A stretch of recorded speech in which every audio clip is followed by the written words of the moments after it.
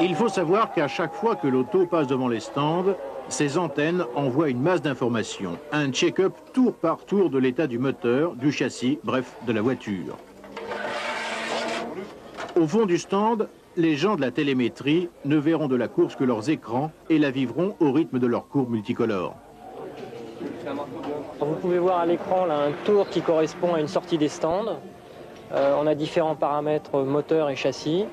Dans les paramètres moteur, on peut voir la pression d'essence, la température d'eau, la pression d'huile. Ce sont des paramètres plutôt classiques. D'autres, on voit que dans le premier tour, en fait, le pilote n'accélère pas à fond. Il accélère à fond quand sa voiture commence à être chaude.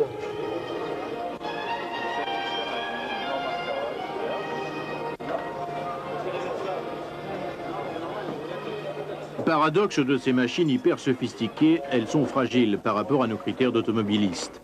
Pensez que ces moteurs que l'on change avant la course ne sont construits que pour tenir 600 km, que les pneus, dans le meilleur des cas, ne rouleront que 200 km. Carlos Barro, ici en blanc, a 35 ans. Chez Peugeot, il a connu les rallyes européens, les pistes africaines. Et pour rien au monde, il ne céderait sa place de chef mécano à 12 000 francs par mois. Ce n'est pas une question d'argent. Aujourd'hui, samedi, on a fini tous les essais livres et de qualif.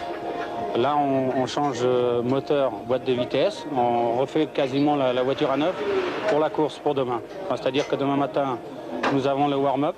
Le warm-up, c'est surtout pour voir si tout va bien, pour faire quelques tours avec le plein en configuration course. Et si tout va bien, on garde la voiture telle que pour le départ de la course. En combien de temps tout ça?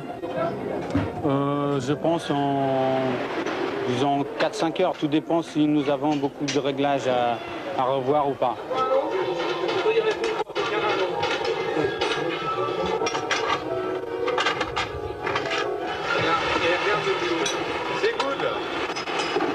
Sur ce circuit entouré de volcans, qui de nuit fait penser à une base d'extraterrestres, les Japonais ont fait les choses en grand. Jaguar, Mercedes et Peugeot sont loin d'imaginer que ce feu d'artifice enterre peut-être le championnat. Pour l'heure, ils caressent tous des rêves de victoire. J'aime pas parler de méthode, Jean Todt, il n'y a pas de méthode.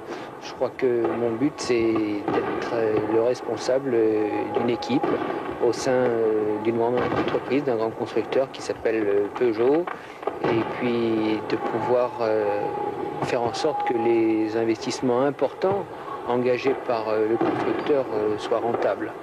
Alors ça, c'est l'aspect économique des choses. Et puis ensuite, eh bien, au niveau du management, des hommes, eh bien, je crois qu'il faut être très attentif. Il faut être un petit peu présent sur tous les fronts. Et puis veiller à ce que les choses se passent le mieux possible. Et ça, croyez-moi, c'est pas tout le temps facile.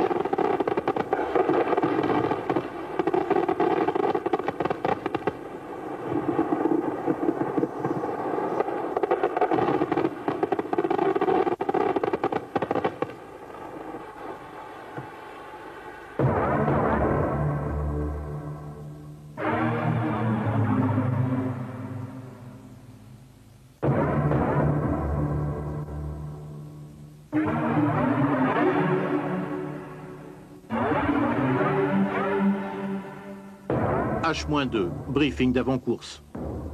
Je pense que vous avez tous compris que ça se jouerait très difficilement sur la piste, donc ça sera dans les stands où il ne faudra pas faire d'erreurs, et de pneumatique et surtout d'erreurs de manipulation. Donc faites comme vous avez fait pendant la simulation de changement de roue, essayez d'aller doucement, on gagnera du temps pour éviter une bêtise, notamment en grippage des écrous. Soyez sûr que ceux que vous avez de rechange sont bien prêts, sont bien lubrifiés, et surtout essayez de ne pas laisser partir la voiture si on n'est pas sûr que l'écrou est bien pris.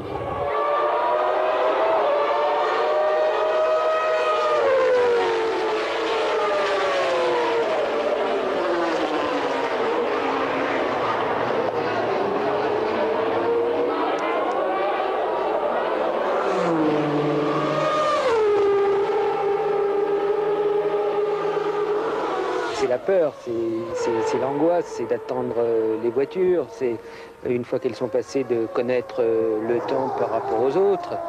on vit tout le temps avec cette peur de perdre. Donc ça, c'est quelque chose qui nous ronge. Devant les écrans, chacun vit la course presque avec la même intensité que celui qui est derrière le volant. D'autant que les essais du matin, outre le brouillard, ne se sont pas très bien passés. On a décelé au dernier moment une fuite d'huile sur le moteur tout neuf de la numéro 5. Alliot et Baldi ont dû se lancer à l'assaut des 93 tours avec le mulet, la voiture de réserve.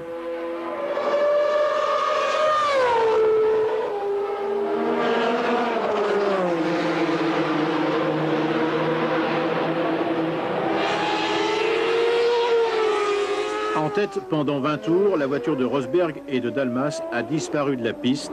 Abandon, elle aussi, sur problème de pression d'huile. Tous les espoirs des Français reposent maintenant sur cette voiture, l'auto d'Alliot et de Baldi. Mais le ravitaillement traîne, il est beaucoup plus long qu'aux essais. La voiture a aussi des problèmes d'huile. Au Japon, Peugeot devra se contenter d'une 4e place, laissant la victoire à Mercedes. C'est en région parisienne, à Vélizy, que cette course prendra fin, après avoir démonté le moteur défaillant et trouvé l'origine de la panne.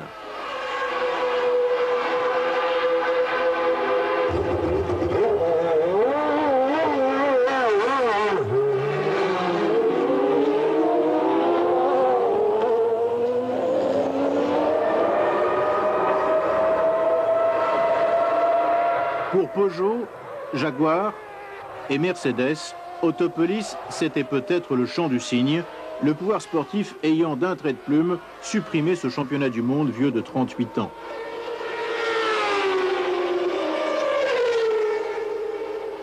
Difficile de penser que tous les efforts des Français soient réduits à néant, que l'argent investi dans ce programme de recherche parte en fumée. Chez Peugeot, on reste confiant, Jean Todt se bat pour sauver le championnat. Il a une bonne raison, il veut le gagner en 92.